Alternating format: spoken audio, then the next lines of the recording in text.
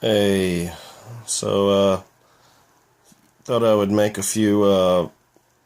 quick video on my thoughts about Manchester. It's about 22 hours after the terrorist attack at the Ariana Grande concert. Uh, they just released the name of the guy who did it. So, I said I think I'll make my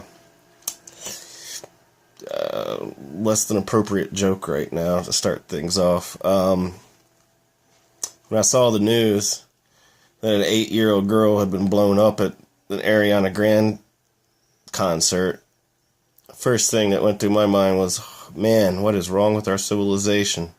There was an 8-year-old girl at an Ariana Grande concert. I sometimes hang out in this one bar, and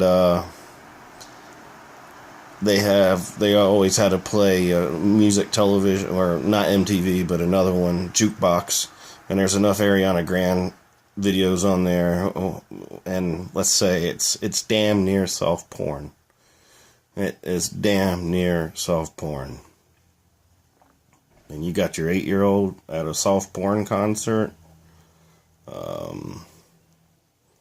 That Western world's going to hell in a handbasket. Now, regarding the actual bombing and stuff, I am just against mass immigration. I think it's the dumbest idea the West has ever made, was mass immigration. And now they're in one hell of a mess. They just found out that this guy was born in Great Britain. Oh, how do you get radicalized if you're born in the country? Well, integration doesn't work. Especially when you're bringing in more and more of them. They don't have to integrate. I mean, they live in their own communities. And then they have a constant source of renewal from the homeland popping in, so there is no chance for integration.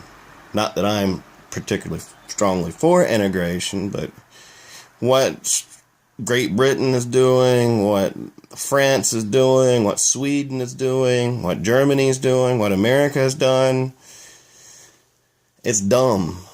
I mean, at least America is kind of lucky in the fact that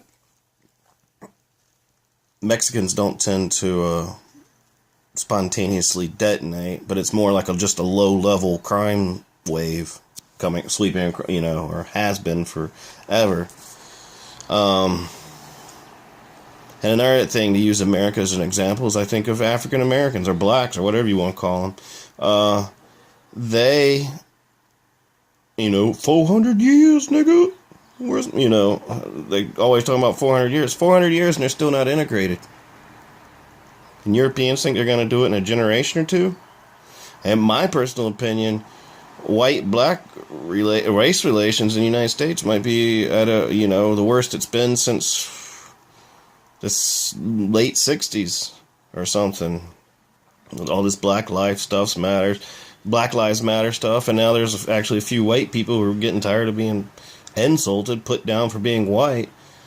All this only white people can be racist shit, and and it's impossible for a black person to be racist because to be racist you have to have power, and la la la. I'm sure you've all encountered a social scientist somewhere along the way. If you haven't, you might want to read some just so you know where this crazy shit comes from. But yeah, I just see it's inevitable. It is inevitable, and it's only going to get worse. If we keep letting, I'd say we need to kick people out. You need to kick out anybody who's doesn't have a passport, doesn't have permanent citizenship or whatever. If they break the law, boom, out, see ya, bye, and then make the society so uninviting that they start to self-deport. That's what I think. I mean, honestly, I'm telling you the truth. I don't believe in this Rainbow Nation, kumbaya, la la la crap. Everywhere I've been, everywhere I've lived, everywhere I've seen it, it doesn't work. I think it might be nice in a graduate department, in a lab or something where, a couple Chinese here, a couple Indians there, maybe a Nigerian here, maybe, Finnish guy there, that's nice. But that's not your neighborhood. And not the whole world doesn't function like a university. I can tell you that. I can tell you that. So, and then get on the conspiracy theory thing. I am very cynical when it comes to what I think our governments want to do. I don't believe the government exists for the betterment of its citizens. I don't think it ever has. I think that's just one of the big lies that they get you to believe at some early age. The government exists for the government. Politicians exist for themselves. And it just so happens that the current system requires that they get votes now and then, so they have to look like they're doing something.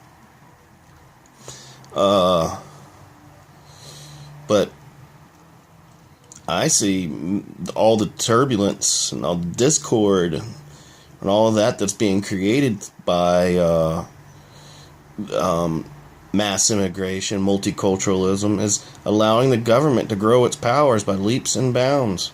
And I'm not going so far to say that these are a false flag. The government's doing it, but the government just knows that these people are going to do it. You create a problem, the government creates a problem, then it comes in and says, oh, well, I can solve this problem for you. And then we all end up getting taxed more, having shittier schools, lower quality of life, less freedom, more spying. They track where you spend your money, where you've been, and it's all in the name of for the kids and against terrorism and all this stuff. We're just controlling us more.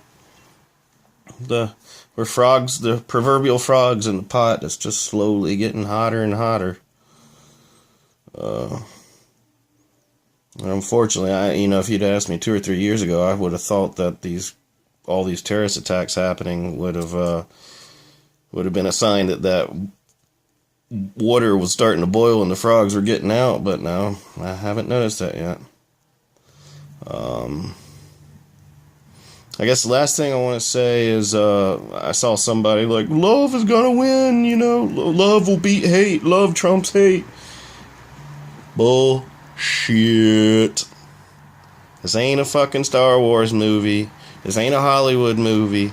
This is the real world. First of all, evil and good is way too simple to describe the motives of everybody involved. And then let's just go back to World War II. Do you think when they bombed Dresden, or was that an act of love? Do you think that they were, the pilots dropping those incendiaries? Or, oh, I love you, Germans. I love you. Or same thing in Tokyo or Nagasaki or Hamburg or, 100 different places. You think that, or when they starved the Germans later, do you think that was an act of love? No. No. People who turn the other cheek and say nice things about love and light candles and have vigils, prayer vigils outside and no. Don't deceive yourself. Come on.